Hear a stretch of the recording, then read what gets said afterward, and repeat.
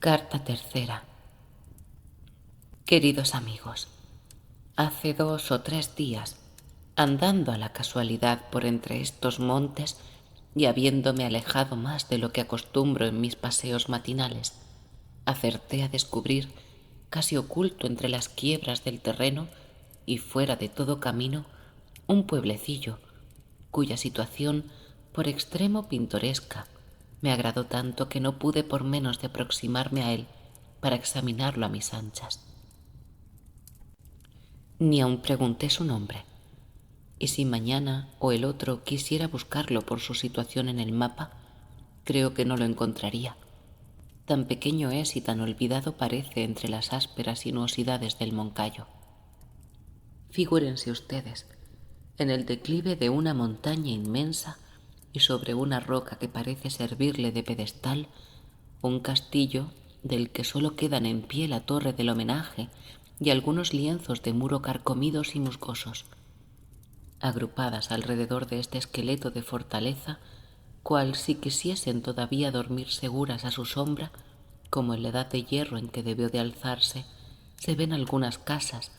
pequeñas heredades con sus bardales de heno, sus tejados rojizos y sus chimeneas desiguales y puntiagudas, por encima de las que se eleva el campanario de la parroquia con su reloj de sol, su esquiloncillo que llama a la primera misa y su gallo de hoja de lata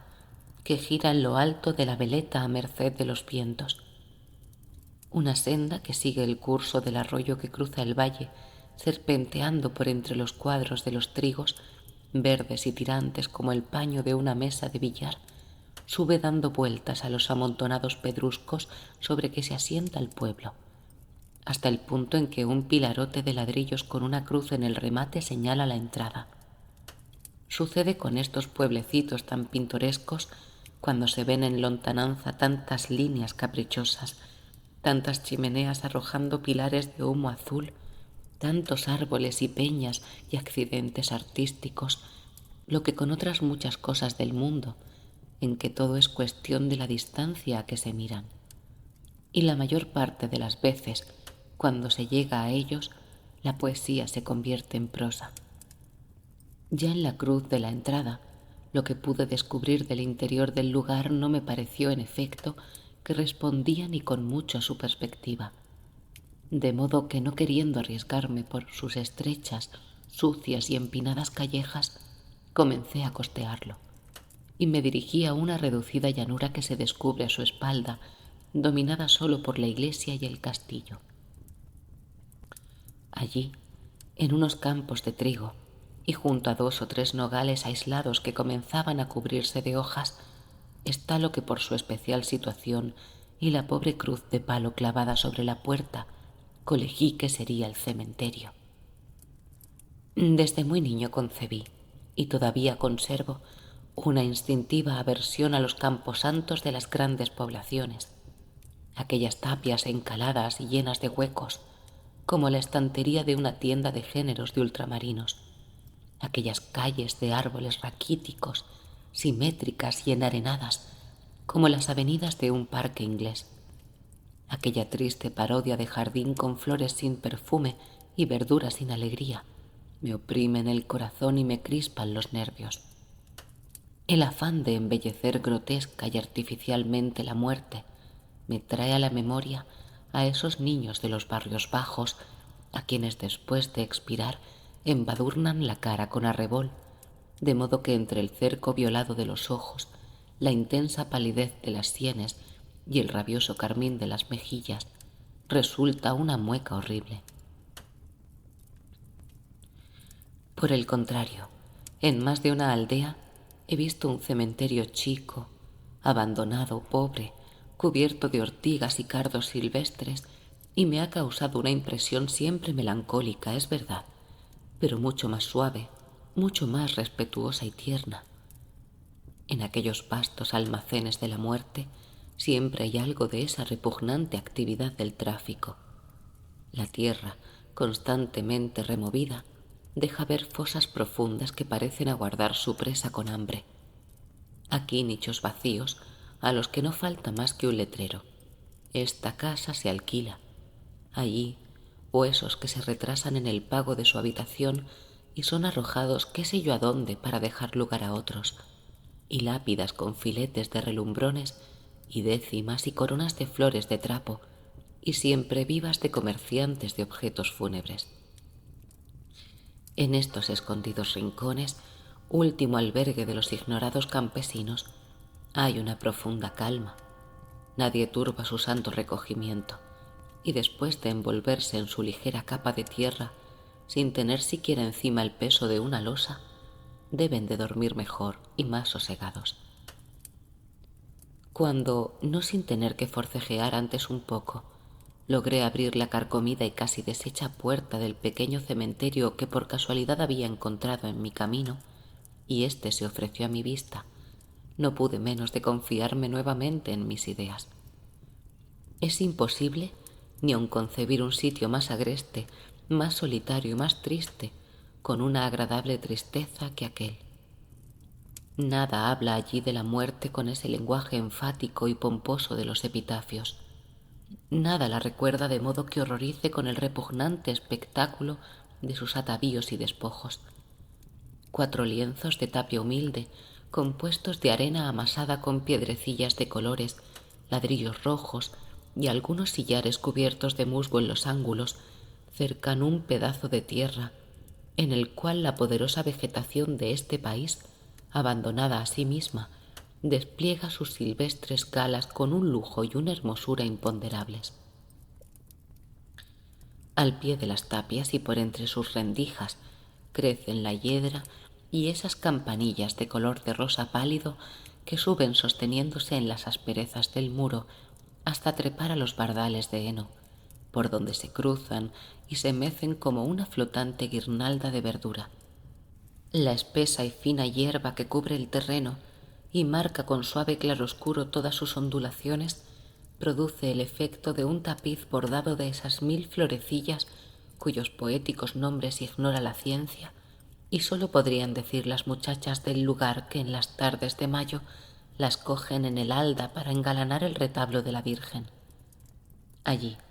en medio de algunas espigas cuya simiente acaso trajo el aire de las eras cercanas, se columpian las amapolas con sus 4 hojas purpúreas y descompuestas, las margaritas blancas y menudas, cuyos pétalos arrancan uno a uno los amantes, semejan copos de nieve que el calor no ha podido derretir, contrastando con los dragoncillos corales y esas estrellas de 5 rayos amarillas e inodoras que llaman de los muertos, las cuales crecen salpicadas en los camposantos entre las ortigas, las rosas de los espinos, los cardos silvestres y las alcachoferas puntiagudas y frondosas. Una brisa pura y agradable mueve las flores que se balancean con lentitud y las altas hierbas que se inclinan y levantan a su empuje como las pequeñas olas de un mar verde y agitado. El sol resbala suavemente sobre los objetos, los ilumina o los transparenta, aumentando la intensidad y la brillantez de sus tintas, y parece que los dibuja con un perfil de oro para que destaquen entre sí con más limpieza. Algunas mariposas revolotean de acá para allá, haciendo en el aire esos giros extraños que fatigan la vista, que inútilmente se empeña en seguir su vuelo tortuoso. Y mientras las abejas estrechan sus círculos zumbando alrededor de los cálices llenos de perfumada miel y los pardillos picotean los insectos que pululan por el bardal de la tapia, una lagartija asoma su cabeza triangular y aplastada y sus ojos pequeños y vivos por entre las hendiduras y huye temerosa a guarecerse en su escondite al menor movimiento. Después que hube abarcado con una mirada el conjunto de aquel cuadro, imposible de reproducir con frases siempre descoloridas y pobres, me senté en un pedrusco, lleno de esa emoción sin ideas que experimentamos siempre que una cosa cualquiera nos impresiona profundamente y parece que nos sobrecoge por su novedad o su hermosura. En esos instantes rapidísimos en que la sensación fecunda la inteligencia, y allá, en el fondo del cerebro, tiene lugar la misteriosa concepción de los pensamientos que han de surgir algún día evocados por la memoria, nada se piensa, nada se razona, Los sentidos todos parecen ocupados en recibir y guardar la impresión que analizarán más tarde. Sintiendo aún las vibraciones de esta primera sacudida del alma que la sumerge en un agradable sopor, estuve pues largo tiempo, hasta que gradualmente comenzaron a extinguirse y poco a poco fueron levantándose las ideas relativas. Estas ideas,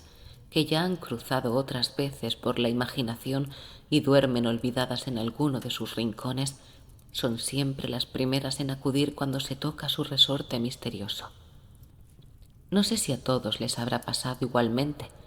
pero a mí me ha sucedido con bastante frecuencia preocuparme en ciertos momentos con la idea de la muerte, y pensar largo rato, y concebir deseos y formular votos acerca de la destinación futura, no sólo de mi espíritu, sino de mis despojos mortales. En cuanto al alma, dicho se está siempre, he deseado se encaminase al cielo. Con el destino que darían a mi cuerpo es con lo que más he batallado, y acerca de lo cual he echado más a menudo a volar la fantasía. En aquel punto en que todas aquellas viejas locuras de mi imaginación salieron en tropel de los desvanes de la cabeza, donde tengo arrinconados como trastos inútiles los pensamientos extraños, las ambiciones absurdas y las historias imposibles de la adolescencia, ilusiones rosadas que como los trajes antiguos se han ajado ya y se han puesto de color de ala de mosca con los años, fue cuando pude apreciar sonriendo al compararlas entre sí la candidez de mis aspiraciones juveniles. En Sevilla y en la margen del Guadalquivir que conduce al convento de San Jerónimo, hay cerca del agua una especie de remanso que fertiliza un valle en miniatura formado por el corte natural de la ribera, que en aquel lugar es bien alta y tiene un rápido declive. 2 o 3 álamos blancos, corpulentos y frondosos, entretejiendo sus copas, defienden aquel sitio de los rayos del sol que rara vez logra deslizarse entre las ramas, cuyas hojas producen un ruido manso y agradable cuando el viento las agita y las hace parecer ya plateadas, ya verdes, según del lado que las empuja. Un sauce baña sus raíces en la corriente del río, hacia el que se inclina como agobiado de un peso invisible, y a su alrededor crecen multitud de juncos y de esos lirios amarillos y grandes que nacen espontáneos al borde de los arroyos y las fuentes.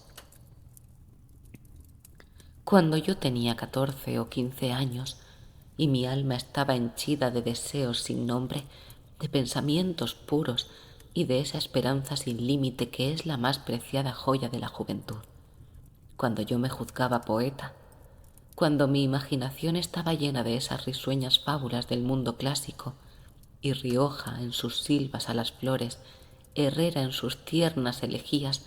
y todos mis cantores sevillanos, dioses penates de mi especial literatura, me hablaban de continuo del Betis majestuoso, el río de las ninfas, de las náyades y los poetas, que corre al océano escapándose de una ánfora de cristal, coronado de espadañas y laureles. ¿Cuántos días, absorto en la contemplación de mis sueños de niño, fui a sentarme en su ribera y allí, donde los álamos me protegían con su sombra, daba rienda suelta a mis pensamientos y forjaba una de esas historias imposibles en las que hasta el esqueleto de la muerte se vestía a mis ojos con galas fascinadoras y espléndidas? Yo soñaba entonces una vida independiente y dichosa, semejante a la del pájaro, que nace para cantar y Dios le procura de comer. Soñaba esa vida tranquila del poeta que irradia con suave luz de una en otra generación. Soñaba que la ciudad que me vio nacer se enorgulleciese con mi nombre, añadiéndolo al brillante catálogo de sus ilustres hijos, y cuando la muerte pusiera un término a mi existencia, me colocasen para dormir el sueño de oro de la inmortalidad a la orilla del Betis,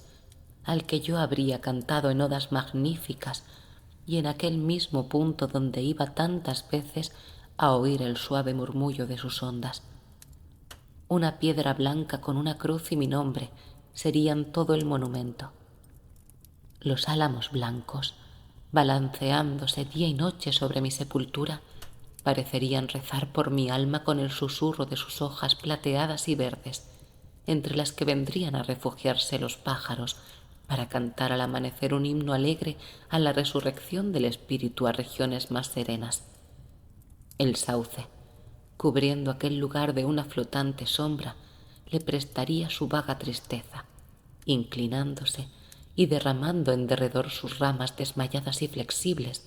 como para proteger y acariciar mis despojos. Y hasta el río, que en las horas de creciente casi vendría a besar el borde de la losa cercada de juncos, arrullaría mi sueño con una música agradable.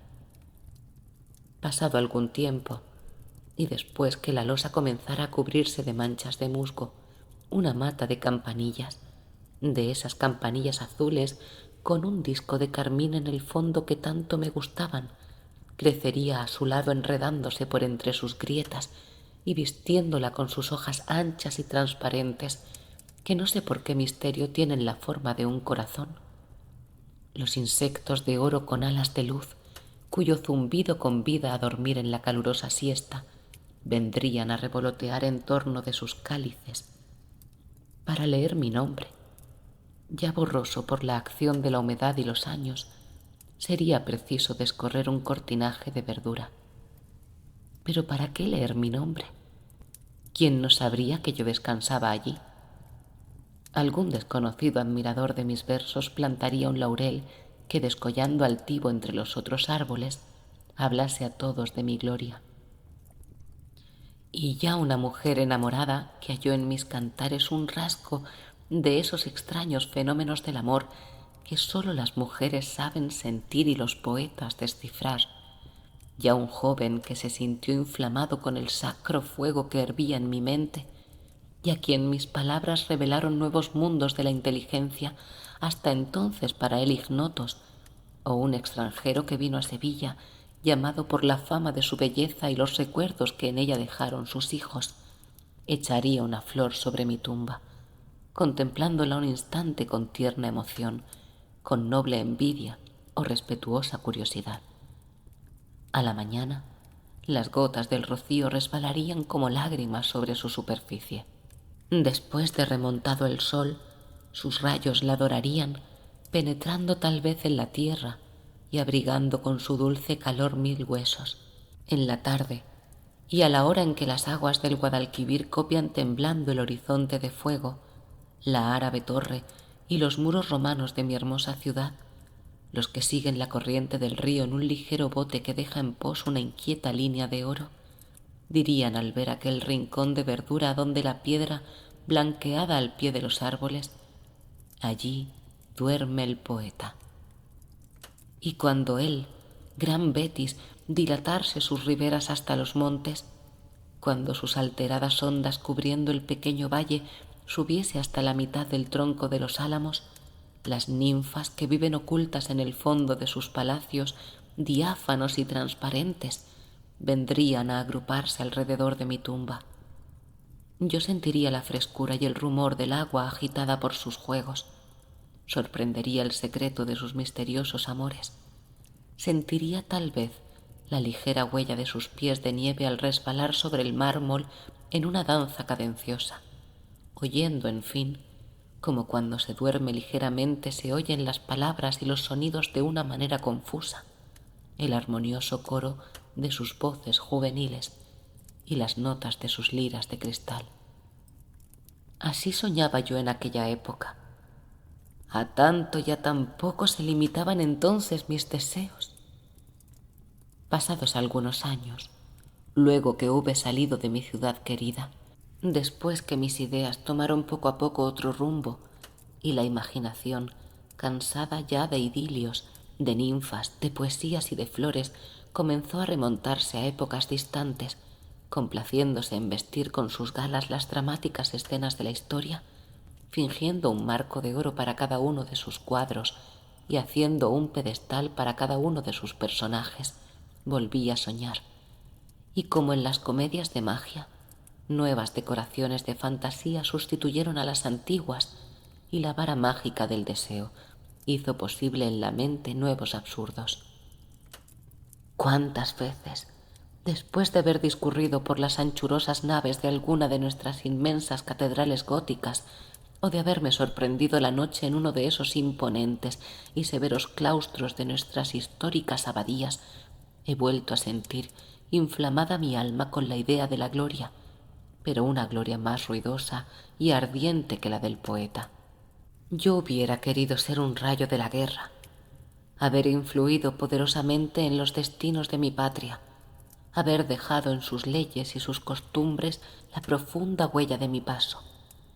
que mi nombre resonase unido y como personificándola a alguna de sus grandes revoluciones y luego,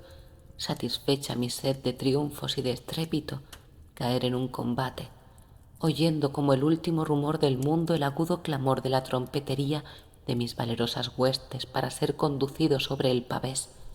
envuelto en los pliegues de mi destrozada bandera, emblema de 100 victorias, a encontrar la paz del sepulcro en el fondo de uno de esos claustros santos donde viven el eterno silencio y al que los siglos prestan su majestad y su color misterioso e indefinible. Una airosa ojiva, erizada de hojas revueltas y puntiagudas, por entre las cuales se enroscaran, asomando su deforme cabeza, por aquí un grifo, por allá uno de esos monstruos alados, engendro de la imaginación del artífice, bañaría en oscura sombra mi sepulcro. A su alrededor, y debajo de calados doseletes, los santos patriarcas, los bienaventurados y los mártires con sus miembros de hierro y sus emblemáticos atributos parecerían santificarle con su presencia. Dos guerreros inmóviles y vestidos de su fantástica y blanca armadura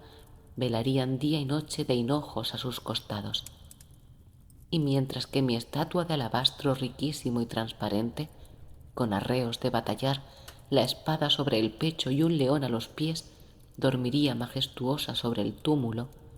los ángeles que envueltos en largas túnicas y con un dedo en los labios sostuviesen el cojín sobre que descansaba mi cabeza,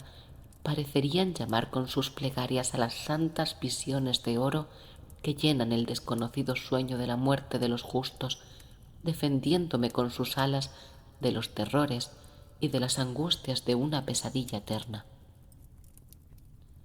En los huecos de la urna y entre un sinnúmero de arcos con caireles y grumos de hojas de trébol,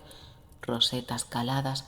haces de columnillas y esas largas procesiones de plañideras que envueltas en sus mantos de piedra andan al parecer en torno del monumento llorando con llantos sin gemidos, se verían mis escudos triangulares soportados por reyes de armas con sus birretes y sus blasonadas casullas, y en los cuarteles, realzados con vivos colores, merced a un hábil iluminador, las bandas de oro, las estrellas, los veros y los motes heráldicos, con una larga inscripción en esa letra gótica, estrecha y puntiaguda, donde el curioso, lleno de hondo respeto, leería con pena y casi descifrándolos mi nombre, mis títulos y mi gloria. Allí, rodeado de esa atmósfera de majestad que envuelve a todo lo grande, sin que turbara mi reposo más que el agudo chillido de una de esas aves nocturnas de ojos redondos y fosfóricos que acaso viniera a anidar entre los huecos del arco, viviría todo lo que vive un recuerdo histórico y glorioso, unido a una magnífica obra de arte. Y en la noche, cuando un furtivo rayo de luna dibujase en el pavimento del claustro los severos perfiles de las ojivas, cuando sólo se oyesen los gemidos del aire extendiéndose de eco en eco por sus inmensas bóvedas, después de haberse perdido la última vibración de la campana que toca la queda, mi estatua, en la que habría algo de lo que yo fui, un poco de ese soplo que anima el barro encadenado por un fenómeno incomprensible al granito, quién sabe si se levantaría de su lecho de piedra para discurrir por entre aquellas gigantes arcadas con los otros guerreros que tendrían su sepultura allí cerca, con los prelados revestidos de sus capas pluviales y sus mitras, y esas damas de largo brial y plegados monjiles que, hermosas aun en la muerte, duermen sobre las urnas de mármol en los más oscuros ángulos de los templos. Desde que, impresionada la imaginación por la vaga melancolía o la imponente hermosura de un lugar cualquiera, se lanzaba a construir con fantásticos materiales uno de esos poéticos recintos, último albergue de mis mortales despojos, hasta el punto aquel en que, sentado al pie de la humilde tapia del cementerio de una aldea oscura, parecía como que se reposaba mi espíritu en su honda calma y se abrían mis ojos a la luz de la realidad de las cosas. ¡Qué revolución tan radical y profunda no se ha hecho en todas mis ideas! ¡Cuántas tempestades silenciosas no han pasado por mi frente!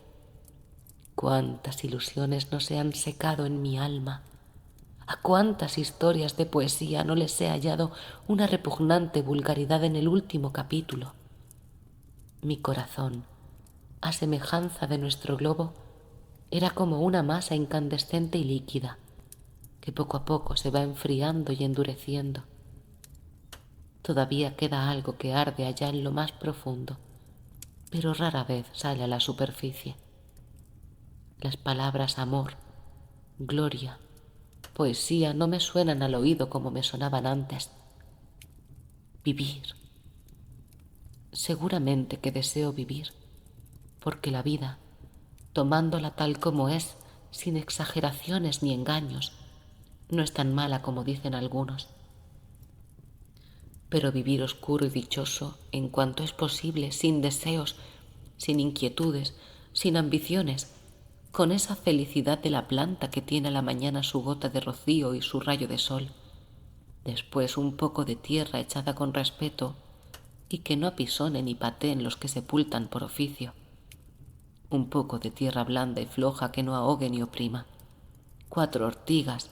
un cardo silvestre y alguna hierba que me cubra con su manto de raíces, y por último,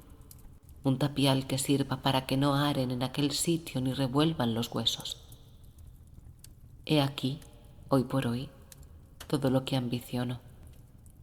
ser un comparsa en la inmensa comedia de la humanidad, y concluido mi papel de hacer bulto, meterme entre bastidores sin que me silben ni me aplaudan, sin que nadie se dé cuenta siquiera de mi salida. No obstante esta profunda indiferencia, se me resiste el pensar que podrían meterme preso en un ataúd formado con las 4 tablas de un cajón de azúcar en uno de los huesos de la estantería de una sacramental, para esperar allí la trompeta del juicio, como empapelado, detrás de una lápida con una redondilla elogiando mis virtudes domésticas e indicando precisamente el día y la hora de mi nacimiento y de mi muerte. Esta profunda e instintiva preocupación ha sobrevivido, no sin asombro por mi parte, a casi todas las que he ido abandonando en el curso de los años, pero al paso que voy, probablemente mañana no existirá tampoco, y entonces me será tan igual que me coloquen debajo de una pirámide egipcia como que me aten una cuerda a los pies y me echen a un barranco como a un perro. Ello es que cada día voy creyendo más que de lo que vale, de lo que es algo, no ha de quedar ni un átomo aquí.